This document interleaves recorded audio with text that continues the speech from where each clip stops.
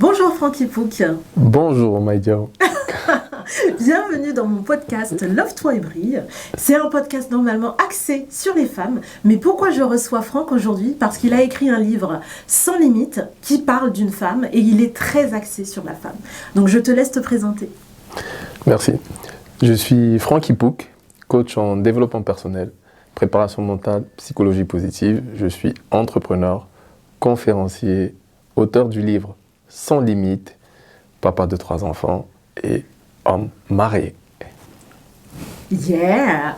Alors j'aime bien quand tu précises à chaque fois papa de 3 enfants parce que pour toi c'est important de le dire parce que la charge mentale qui incombe généralement aux femmes, est-ce que toi tu estimes que tu la prends aussi en charge? Alors, est-ce que je la prends en charge? Je la comprends, mais est-ce qu'on la prend réellement en charge? Je ne pense pas. Maintenant, je la comprends à travers ma femme, à travers mon vécu, parce que j'ai grandi dans une culture africaine et chez nous, la plupart du temps, la femme est celle qui s'occupe de tout ce qui concerne le foyer. Raison pour laquelle c'est souvent plus facile pour nous, les hommes, d'aller au travail, d'entreprendre. C'est la raison pour laquelle on retrouve beaucoup d'hommes qui sont dans l'entrepreneuriat. Et la femme, en fait, en quelque sorte, en plus des enfants, est celle qui crée un espace, au final, un espace de fluidité pour que l'homme puisse continuer à être dans sa créativité. Et c'est pourquoi j'insiste et je parle beaucoup du fait que la femme, elle a un potentiel dont elle et nous, souvent, en tant qu'hommes, ignorons l'étendue. Voilà. Donc, toi, tu insistes sur le fait que c'est une équipe, en fait. Oui, c'est... L'un n'est pas sans l'autre. Non, l'un ne va pas sans l'autre. L'un ne va pas sans l'autre. Je pense même que depuis que le monde est monde, l'homme est fait pour être accompagné de la femme et la femme est faite pour avoir un homme à ses côtés. Et c'est une équipe. C'est une équipe, ça doit constituer une équipe. Maintenant, l'idée, c'est de reconnaître les forces de chacun quand on se retrouve en équipe. Les forces et les faiblesses. Voilà. C'est parce que la société dans laquelle on vit amène les personnes à tout le temps être dans l'opposition, voilà, à se comparer, à mettre en évidence les points sur lesquels l'autre est meilleur. Mais en réalité, il faut vivre dans une forme de complémentarité afin que, je parle souvent d'énergie, afin que l'énergie circule et qu'on soit le plus créatif pour notre couple au final. Alors, c'est super intéressant ce que tu dis. Et là, j'en viens à votre activité, votre actualité avec ta femme Assitan Ipouk. Qu'est-ce qui se prépare pour vous deux là? Alors, déjà, nous allons bientôt lancer notre chaîne YouTube. Yeah, félicitations. Voilà, ton pied, mon pied. Yeah. Vous allez nous retrouver bientôt. Et on a décidé d'accompagner les couples qui veulent non seulement entreprendre ensemble, mais qui veulent aussi harmoniser leur vision, retrouver une sorte de complémentarité de par leurs individualités au départ. Voilà. Et c'est quelque chose qui s'est travaillé pendant de longues années. Voilà, de longues années. Et là, on prépare des ateliers, des conférences, des accompagnements tout simplement magnifiques. Donc là, c'est vraiment l'accomplissement non seulement de votre couple, de votre mariage, mais aussi de votre parcours entrepreneurial. Exactement. Et surtout, c'est notre mission de vie. D'accord. Voilà. Dans quel sens votre mission de vie? Parce que je pars du principe que quand 2 personnes se mettent ensemble, elles ont chacune leur vision. On a chacun d'entre nous a sa lecture du monde. Et tout au long de notre parcours, on a réussi à comprendre ce pourquoi nous sommes là, ce pourquoi nous sommes faits. Parce que notre, nos pensées sont telles qu'on est tous ici pour accomplir quelque chose. Et nous, on a la certitude d'avoir trouvé la raison pour laquelle nous sommes là. C'est beau. Voilà. C'est magnifique. Donc du coup, des accompagnements, des ateliers, un podcast, une chaîne YouTube si je ne me trompe pas. Oui. Et donc tout ça en couple. Tout ça en couple, oui. Et t'as pas peur que, à force, vous puissiez plus vous supporter? Moi, je vous dis ça parce que c'était mon angoisse quand j'étais célibataire. J'aurais jamais imaginé être autant en symbiose avec le partenaire que j'ai aujourd'hui. Et j'avais cette peur de toujours être avec l'autre et de toujours avoir besoin de l'autre pour évoluer. Qu'est-ce que tu peux dire à ceux qui vont nous écouter aujourd'hui, qui sont peut-être célibataires et qui ne sont pas encore, qui n'ont pas cette visualisation encore de leur couple, de comment on peut vaincre ces peurs-là et ces croyances limitantes? Alors, pour répondre à ta question, je vais dans un premier temps faire part à ceux qui nous regardent, et toi on l'a dit dans un podcast, mon épouse et moi, dans un podcast qu'on a tourné il y a quelques temps déjà, entreprendre en couple, ça nous a sauvés. Entreprendre en couple, ça nous a sauvés. Là où beaucoup de gens se divisent, voilà, entreprendre en couple nous a sauvés. Mais ça nous a sauvés parce que on avait déjà aussi conscience de qui on était et qui on voulait devenir. D'où vous allez souvent nous entendre dire « Prenez conscience de qui vous êtes, apprenez à vous écouter ».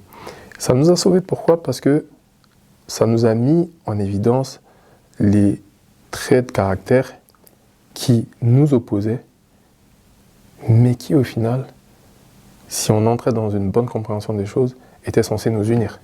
Voilà. Parce que on voit toujours ce que l'autre n'a pas, on voit toujours ce que nous on a, mais au final, est-ce que peut-être ce que nous on n'a pas, c'est parce que peut-être l'autre peut nous apporter?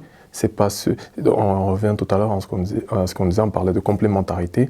Voilà. Ça nous a permis de prendre conscience de cette réalité-là, qu'en fait on est censé être complémentaires. Et étant donné que nous avons choisi de nous marier, donc nous avons choisi de signer et de marquer un engagement, face à la difficulté à un moment donné dans notre parcours, on se voulait justement d'être en adéquation avec l'engagement qu'on a signé. Parce qu'on ne l'a pas signé pour rien, on ne l'a pas pris pour rien. Et de ce fait, le fait de trouver comment aligner les visions, comment rassembler les différences, nous a permis d'entrer dans cette démarche d'entreprendre ensemble. Donc ça, c'était le premièrement. Deuxièmement, il est important de vous connaître parce que quand j'ai connu mon épouse, elle a toujours, depuis le départ, je me rappelle le premier jour, c'était celle qui voulait révolutionner les choses, qui voulait changer le monde, dans le bon sens du terme. Et tout au long de son parcours, elle a réalisé qu'elle avait beaucoup de choses à changer en elle-même. Et moi aussi. Moi, j'étais peut-être déjà dans l'entrepreneuriat, j'étais peut-être déjà dans ce domaine-là, mais j'avais aussi beaucoup de défauts, comme tout le monde. Je ne suis pas parfait. Et elle m'a apporté, on va dire, un certain calme, un certain regard critique des choses que je n'avais pas parce que j'étais tout simplement un fonceur. Voilà. Mais on a réalisé que quand on s'est connus, on a toujours exprimé ce qu'on voulait atteindre. Et ça, c'est des choses qu'aujourd'hui, les gens le font de moins en moins. Les gens, quand les gens se rencontrent, ils ont peur d'exprimer leurs rêves, de peur que l'autre se dise ça fait pas sérieux, ça fait gamine, ça fait rêveur. Et je pense que c'est quelque chose qui nous a tout de suite connectés. Parce que l'un n'avait pas peur de dire ce qu'il a envie de réaliser. Dans un de ses podcasts, je pense que c'est avec toi, elle parle de son mariage qu'elle voit depuis 3 ans. Quand je l'ai connu, son mariage le mariage qu'on a vécu était tel qu'elle a toujours visualisé. Voilà. Donc ça veut dire qu'aussi, accepter les rêves de l'autre. Accepter les rêves de l'autre et au final, par la suite, on a des enfants. Donc forcément, on a un pourquoi qui naît de nous et on a un devoir de transmission, parce qu'on a donné vie à des êtres, et dans ce devoir de transmission naît une vision commune, et on a assemblé nos visions, et on a compris quelle était la raison pour laquelle on était ici sur Terre.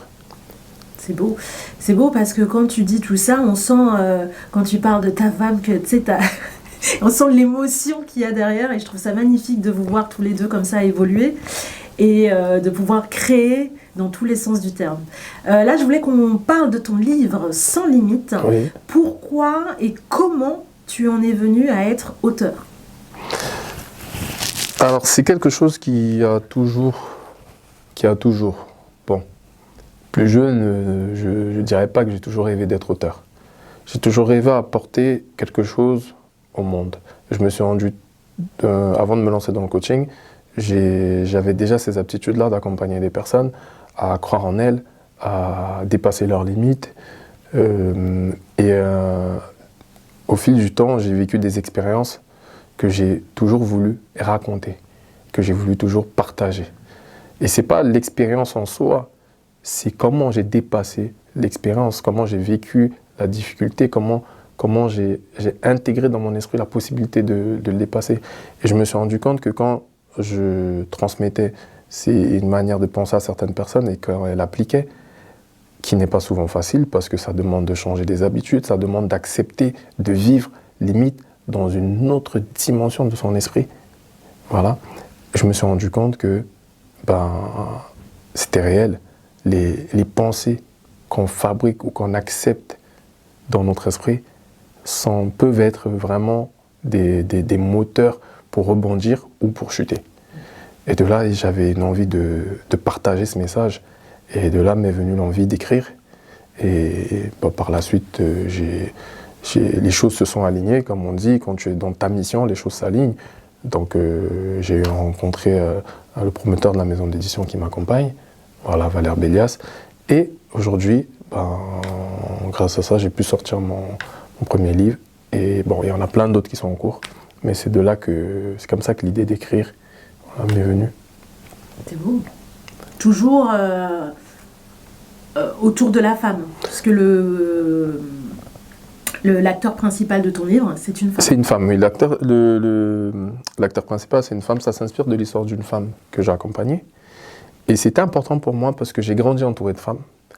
Des mères, des tantes, des sœurs, une bonne partie de mon éducation a été faite par des femmes. Et par ma culture et mes origines, je me suis rendu compte, et justement l'histoire de la femme en question dans le livre, elle m'inspire beaucoup parce que, pour revenir à ce qu'on disait au départ, je trouve que la femme n'a pas réellement conscience de son potentiel. Et d'où l'importance aussi de notre implication en tant qu'homme, parce qu'en tant qu'homme, on empêche de manière inconsciente souvent aux femmes de briller et d'affirmer leur lumière en fait. Et j'ai envie de dire aussi que l'un dans l'autre, et c'est pour ça aussi qu'on accompagne des couples, madame et moi, l'éducation aussi des hommes, ça joue. Parce qu'un homme, en tout cas de par mon éducation africaine, un homme a difficilement tendance de mettre des mots sur ses émotions. Un homme, il se doit d'être fort. Un homme, nous on nous disait souvent, un homme ne pleure pas. On ne se rend pas compte. À l'époque, on l'entendait, mais en fait, c'est une phrase lourde de sens et de conséquences. Un homme ne pleure pas, ça veut dire quoi? Ça veut dire que des fois, nous, on vit des tempêtes en nous. Mais on a tellement été habitué à ne pas les exprimer que des fois, on rentre... du coup, notre partenaire même devient le punching ball, le bouc émissaire. Voilà. Mais parce qu'on ne sait pas mettre des mots, parce qu'on se veut grand, fort, invincible. Alors qu'au final, nous sommes aussi des êtres humains à part entière. Donc oui, pour revenir à ce que tu disais, la femme, en fait, elle a un pouvoir. Moi, je dis souvent, c'est la femme qui donne la vie. Et la nature, elle ne fait pas les choses au hasard. Voilà. Donc, pour moi, la femme, elle doit prendre conscience de cette réalité-là. Et nous devons l'accompagner dans ce sens-là. C'est sûr qu'on parle souvent du féminisme au féminin, mais il n'y a pas de féminisme finalement sans hommes, parce que défendre les droits des femmes, c'est aussi défendre les droits des hommes, de façon à ce qu'on puisse évoluer ensemble de façon saine et sans toutes ces oppositions toxiques. Oui. Moi, je voulais qu'on revienne sur le fait que tu as toujours voulu entreprendre et que l'entrepreneuriat était né avec toi. Est-ce que tu penses que n'importe qui est capable d'entreprendre aujourd'hui? Alors, selon ma vision des choses, tout le monde peut entreprendre. Il suffit de savoir déjà ce qu'on veut. Mais maintenant, tout le monde n'est peut-être pas fait pour l'entrepreneuriat. Et ça, il faut l'accepter. Tout le monde n'est pas fait pour l'entrepreneuriat parce que l'entrepreneuriat, en quelque sorte, ça demande vraiment une capacité de déjà se concentrer, avant de se concentrer sur ce qu'on veut réaliser, se concentrer sur soi, qui on est, qu'est-ce qu'on veut atteindre. Parce qu'en fait, on entreprend aussi, pas pour entreprendre, on entreprend des fois, oui, moi je me suis rendu compte que ça baignait déjà en moi, mais je pense aussi, j'ai réalisé que c'est parce que j'ai compris aussi peut-être très tôt comment j'avais envie de vivre. Parce que tu entreprends parce que ce que tu veux réaliser, le moyen de l'atteindre, peut-être passe par l'entrepreneuriat. L'entrepreneuriat facile l'arrivée à ta mission, à ton but ultime en réalité.